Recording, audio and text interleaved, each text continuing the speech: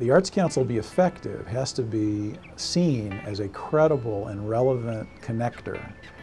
And I think the new Arts Council, we refer to the Arts Council as the new Arts Council because whatever past opinion you might have had about the Arts Council, the new Arts Council is about really checking in with people and saying, are the things that we're devoting our time, our attention, and our funding to, are they relevant? Do they make a difference to a small arts organization? Do they make a difference to individual visual and performing artists?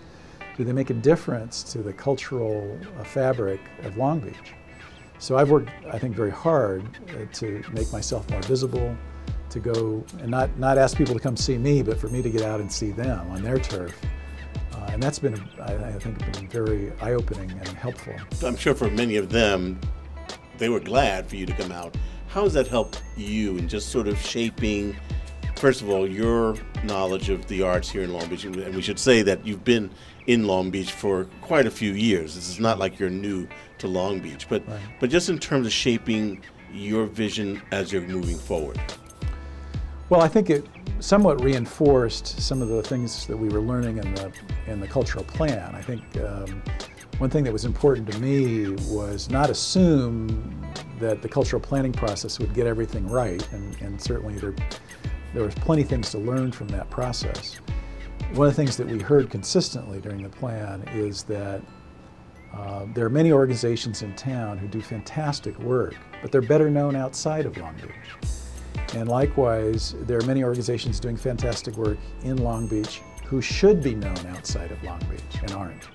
So you've got this issue of marketing and promotion, connectedness to the greater arts community in Southern California, better outreach in terms of connecting people who ought to know about things but for one reason or another don't know.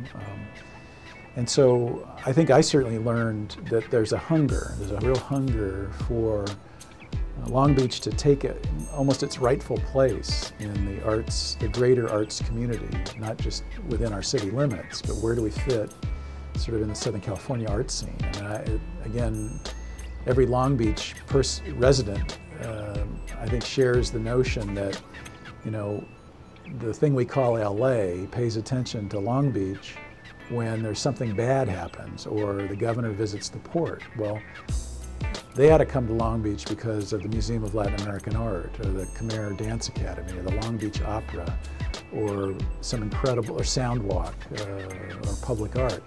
And those are things where the Arts Council, and I think this is something that I've gotten reinforced many times in reaching out to the community, is what can we do? What can the Arts Council do to help fill some of those gaps, improve the environment for knowledge of what's going on in Long Beach, and at the same time also bring to Long Beach ways that Long Beach can learn how to be less isolated, less insulated, maybe a little less provincial, and partake, be part of the cultural dialogue that goes not just to our borders, but has the potential of going much further.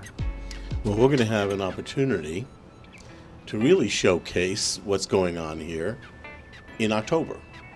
Global. Talk about that.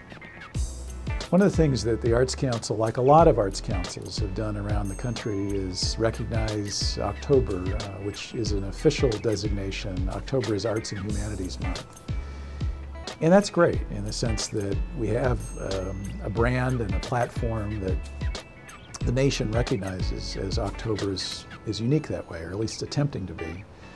But I think historically, October is Arts Month. While there's been some fine examples of promoting the arts during October, I think one of the things that, again, coming into the job new, as I looked at historically what the Arts Council had been doing, I think we were looking for ways to reinvent some of our traditional activities.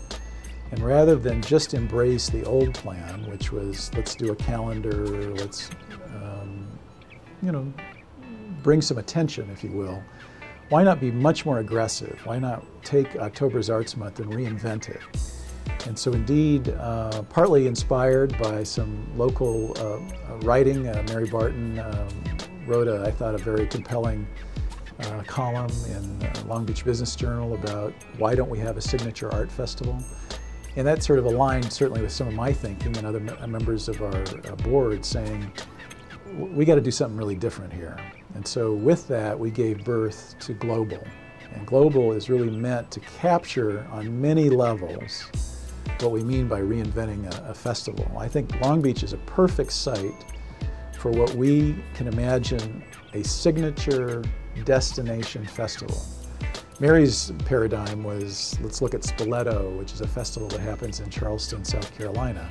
And that's a wonderful thing to aspire to. But at least as a first step, this October, we already have over 100 events that are being built into the Global calendar, obviously many of which were already part of the calendar. But what's different is that we're bringing a lot more focus and interest and promotion. It's one of the things that's been missing, is how do we communicate the great wealth of what happens in Long Beach. So Global, which is also an acronym standing for Greater Long Beach Arts Laboratory, again sort of expressing the notion that it should be new and different and even experimental. Here we are sitting in the most diverse city in America, Long Beach, California. 8 sister cities around the world representing most of the continents of the globe. A world-class port where 40% of the U.S. Goods come in and out of the combined ports of LA and Long Beach. We're called the International City. We have a great international student population at Cal State Long Beach. All of those things conspire to say we can take the theme Global and really develop a festival that celebrates all of our culture, all of our diversity, and really make something very, very special happen here. So that's our goal, that's our vision, and that's what we're in the midst of doing. A vibrant arts community is vital to a vibrant business community.